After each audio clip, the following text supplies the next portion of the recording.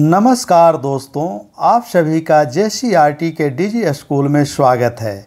आइए आज हम लोग क्लास 12th के ज्योग्राफी की पाठ्य पुस्तक मानव भूगोल के मूल सिद्धांत फंडामेंटल ऑफ ह्यूमन ज्योग्राफी में सेकेंड चैप्टर विश्व जनसंख्या वितरण घनत्व और वृद्धि डिस्ट्रीब्यूशन डेंसिटी एंड ग्रोथ में वीडियो के तीसरे भाग को देखेंगे।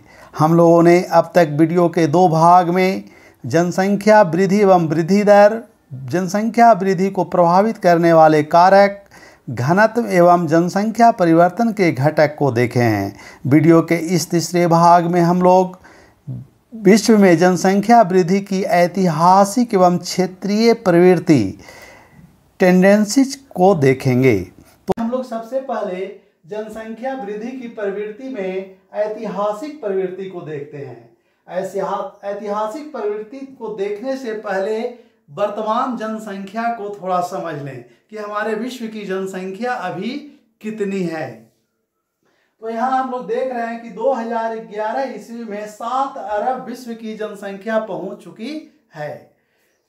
2018 में 7.59 यानी 7 अरब 59 करोड़ हो चुकी है और 2020 में अनुमानित जनसंख्या 7 अरब 80 करोड़।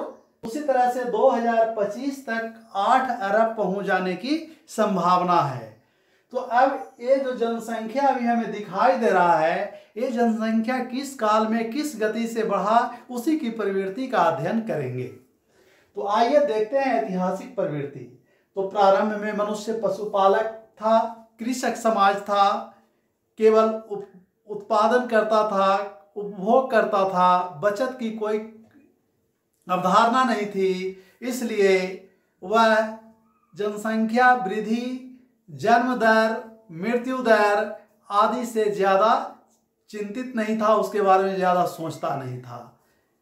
हाँ, एक बात और यहाँ हम लोगों को स्पष्ट कर लेना चाहिए कि जनसंख्या वृद्धि जब भी पढ़ें तो यह दिमाग में रहना चाहिए कि जन्म दर और मृत्यु दर के अंतर को जनसंख्या वृद्धि कहते हैं। इसमें एक कारक और कार्य करता है प्रवास का, जिसको हम लोग पहले पढ़ चुके हैं। तो अब ऐतिहासिक दृष्टिकोण से जब मनुष्य पशुपालक और कृषक था, तब उस समय की स्थिति देखते हैं कि आज से 18,000 वर्ष पूर्व से लेकर 12,000 वर्ष पूर्व के बीच, यानी जब से एक अनुमान लगाया जा रहा है कितनी विश्व की जनसंख्या रही होगी, उस समय 18,000 ईस्वी पूर्व से 12,000 ईस्वी पूर्व तक आते आते विश्व की जनसंख्या 80 लाख थी। 80 लाख से अर्थात 12,000 ईस्वी पूर्व से ईसा तक, यानी ईस्वी की शुरुआत होती है, उस समय तक विश्व की जनसंख्या बढ़कर 25 करोड़ हो गई। अर्थात 12,000 ईस्वी में 12,000 साल में विश्व की जनसंख्या में 25 करोड़ की वृद्धि हुई। अब उसके बाद आते हैं 0 ईस्वी यानी ईसा से 1600 ईस्वी तक, यानी इस 1600 साल में विश्व की जनसंख्या 1600 वर्षों में दुगनी होकर 25 करोड़ से 0.25 अरब से 0.5 अरब अर्थात 50 करोड़ पहुंच गया। इस तरह से 1600 वर्षों में विश्व की जनसंख्या 2 गुनी हो गई। उसी तरह से 1600 ईस्वी से लेकर 1800 ईस्वी के बीच में विश्व की जनसंख्या में तीव्र गति से वृद्धि हुई। इस वृद्धि का कारण था कि इस समय उपनिवेश की स्थापना होना शुरू हुआ था। औपनिवेशिक युग अर्थात यूरोप के लोग दूसरे देशों में जाकर व्यापार वाणिज्य करना शुरू कर दिए थे, उसकी स्थापना करने लगे थे, यानी उपनिवेशवाद की स्थापना शुरू हो गई थी। उसी तरह से भौगोलिक खोज हो रहा था, नए नए क्षेत्रों की खोज हो रही थी, जिसके कारण भी विश्व की जनसंख्या में इस समय वृद्धि तीव्र हो जाती है। उसी तरह से यही काल है जब औद्योगिक क्रांति, भौगोलिक खोज, उपनिवेशवाद और औद्योगिक क्रांति आई। औद्योगिक क्रांति से पहले कृषि क्रांति हो चुका था, अर्थात कृषि के क्षेत्र में उत्पादन में वृद्धि हुआ था। उसी तरह से औद्योगिक क्रांति के समय नए नए आविष्कार हो रहे थे, जिसके कारण कई प्रकार के उद्योगों की स्थापना हो रही थी। तो इन परिस्थितियों का प्रभाव पड़ रहा था 1600 से 1800 ईस्वी के बीच में कि विश्व की जनसंख्या में, खासकर यूरोप की जनसंख्या में तीव्र गति से वृद्धि हो रही थी। उसी तरह से देखते हैं अब 1800 से 2000 जो अभी चल रहा है, 1800 ईस्वी से 2000 ईस्वी के बीच विश्व की जनसंख्या में अचानक तीव्र गति से वृद्धि होती है, खासकर 20वीं शताब्दी में, जिसे जनसंख्या विस्फोट, पॉपुलेशन एक्सप्लोजन की स्थिति भी कहते हैं। इसका कारण क्या रहा है? तो इसका कारण है कि चिकित्सा सुविधा में विस्तार हुआ, प्रौद्योगिकी का विकास हुआ। चिकित्सा सुविधा में विस्तार होने से टीकाकरण, विभिन्न प्रकार के महामारियों पर नियंत्रण प्राप्त करने के लिए बीमारियों के टीका खोजे गए और टीकाकरण के कारण मृत्यु दर नियंत्रित हुआ। और हमें पता है कि जब मृत्यु दर गिरेगा, जन्म दर नियंत्रित नहीं रहेगा, तो दोनों में अंतर ज्यादा हो जाएगा और जिसके कारण जनसंख्या में तीव्र वृद्धि होगी। तो इस तरह से देखते हैं कि मृत्यु दर में नियंत्रण स्थापित होने के कारण जनसंख्या में इस समय तीव्र वृद्धि हुई। उसी तरह से सूचना क्रांति, कई प्रकार के आविष्कार, खोज, कृषि एवं औद्योगिक उत्पादन में जिसके कारण वृद्धि होना, ये सब कारण रहा जब 1600 से 1800 ईस्वी के बीच विश्व की जनसंख्या में बहुत तीव्र गति से वृद्धि हुई है, खासकर विकासशील देशों की जनसंख्या में, जिसके कारण जनसंख्या विस्फोट की स्थिति उत्पन्न हुई है। तो इस तरह से देख रहे हैं कि ऐतिहासिक प्रवृत्ति में कि शुरू में, प्रारंभ में, जब मनुष्य प्रकृति पर ज्यादा निर्भर था, पशुपालक था, कृषक था, उस समय जनसंख्या वृद्धि दर कम थी। और जैसे जैसे विकास होते गया, प्रकृति में मनुष्य का हस्तक्षेप होते गया, नए नए खोज होते गए, आविष्कार होते गया, औद्योगिक उत्पादन बढ़ते गया, कंप्यूटर, सूचना क्रांति का युग आते गया, वैसे वैसे जनसंख्या वृद्धि तीव्र होती चली गई है धीरे धीरे, और वह विस्फोटक अवस्था भी ग्रहण कर चुका है। विश्व की जनसंख्या 1830 ईस्वी में 1 अरब है और 1930 ईस्वी में 2 अरब हो जाता है। यानी कि 1 अरब से 2 अरब होने में 100 वर्ष का समय लगा है। 1830 से 1930 के बीच, अर्थात ये वो समय है जब जनसंख्या में वृद्धि तेज हो गई थी। 1800 से 2000 वाला फेज जो पहले देखे, जनसंख्या में वृद्धि तेज हो चुकी थी, वह समय है। और 100 साल में 1 अरब से 2 अरब हो गया। उस तरह से अगर आगे बढ़ते हैं तो 1930 से 1960 का समय, मात्र 30 वर्ष की अवधि में जनसंख्या 2 अरब से 3 अरब हो गया है। तो मात्र 30 वर्ष, पहले 100 वर्ष लगा 1 अरब से 2 अरब होने में, और अगला 1 अरब बढ़ने में 30 वर्ष। उसी तरह से अब 3 अरब से 4 अरब होने में मात्र 15 वर्ष का समय लगा है। 1960 से 1975 के बीच विश्व की जनसंख्या में 1 अरब की वृद्धि हो जाती है। 1975 से 1987 अगला 1 अरब बढ़ने में मात्र 12 वर्ष का समय लगता है। यानी यही काल है जिस समय विश्व की जनसंख्या बहुत ही तीव्र गति से बढ़ रही है, और यही काल है जनसंख्या विस्फोट की अवस्था का, जब 12 वर्ष में मात्र 1 अरब जनसंख्या में वृद्धि हो जाती है। उसी तरह से फिर अगला 5 से 6 अरब होने में भी 12 वर्ष का समय लग रहा है, और 6 से 7 अरब होने में भी 12 वर्ष का समय लग रहा है।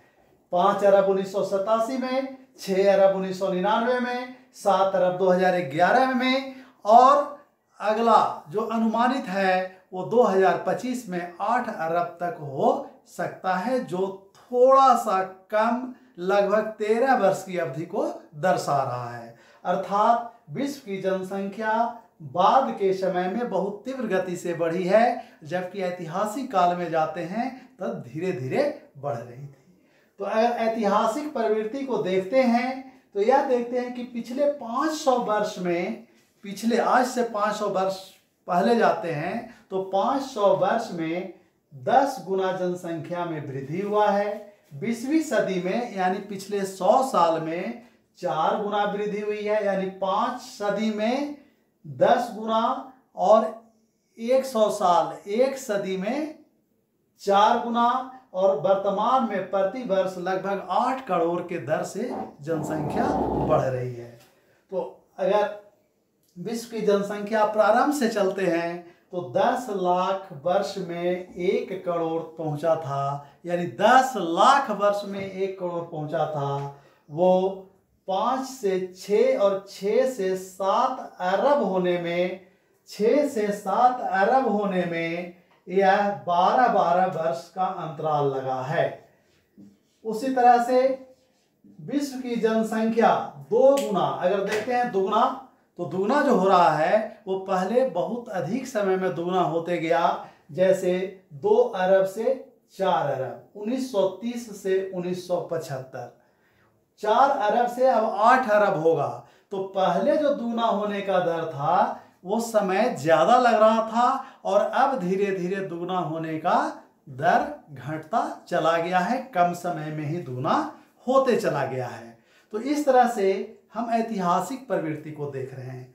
तो यहाँ ध्यान रखना है कि जब पूछा जाता है, प्रश्न आएगा कि विश्व की जनसंख्या वृद्धि की प्रवृत्ति को लिखें, तो वहाँ दोनों बात को बताना होगा कि विश्व की जनसंख्या की एक ऐतिहासिक प्रवृत्ति रही है, अर्थात पहले जब कृषक और पशुपालक समाज था तब धीरे धीरे बढ़ रहा था, और जैसे ही औद्योगिक और आधुनिक समाज में बदलता गया, जनसंख्या वृद्धि दर तेज होता चला गया है। कि जैसे जैसे ऐतिहासिक काल में जनसंख्या धीरे धीरे तीव्र गति से बढ़ती गई, उसी तरह से क्षेत्रीय प्रवृत्ति देखेंगे, तब यह देखेंगे कि विश्व के सभी क्षेत्रों में समान रूप से जनसंख्या में वृद्धि नहीं हुई है। कहीं वृद्धि अधिक हुई है, कहीं कम हुई है, कहीं अधिक होकर के फिर कम हो गई है, और इसका कारण कई रहा है।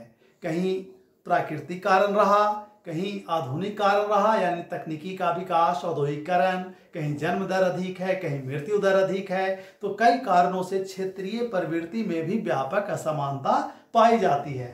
जैसे हम देख रहे हैं कि विकसित देश में, जो विकसित देश हैं, यूरोप के देश, उत्तरी अमेरिका के देश, ऑस्ट्रेलिया, न्यूजीलैंड, तो इन देशों में, विकसित देशों में जनसंख्या को दुगना होने में अधिक समय लग रहा है, अधिक समय में दुगना हुआ है। जबकि विकासशील देश जैसे भारत, पाकिस्तान, बांग्लादेश, ब्राजील, इंडोनेशिया, इन देशों में जनसंख्या को दुगना होने में कम समय लगा है, यानी कम समय में इन देशों में जनसंख्या दुगनी हुई है। और ये जो जनसंख्या विस्फोट की अवस्था की बात जो हम लोग बार बार कर रहे हैं, यह भी मुख्य रूप से विकासशील देश जैसे भारत जैसे देशों से ही जुड़ा हुआ है।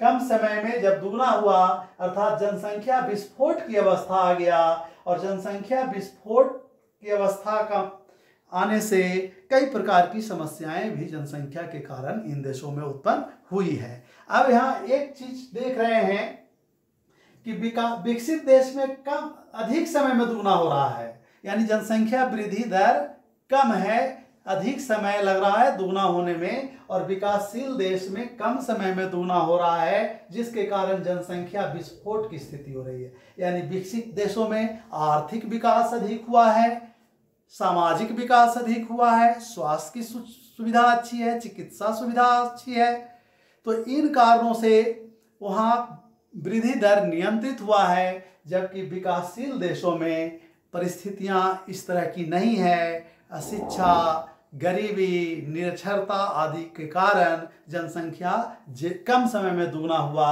अर्थात विकास जहाँ हुआ है वहाँ वृद्धि दर कम रहा है, जहाँ विकास कम हुआ है वहाँ वृद्धि दर अधिक रहा है, जनसंख्या तीव्र गति से बढ़ी है। तो हम कह सकते हैं कि जनसंख्या वृद्धि और आर्थिक विकास, आर्थिक सामाजिक विकास के बीच ऋणात्मक सहसंबंध होता है। अर्थात जहाँ विकास ज़्यादा होता है वहाँ जनसंख्या वृद्धि कम होती है, और जहाँ विकास कम हुआ है वहाँ जनसंख्या वृद्धि अधिक है।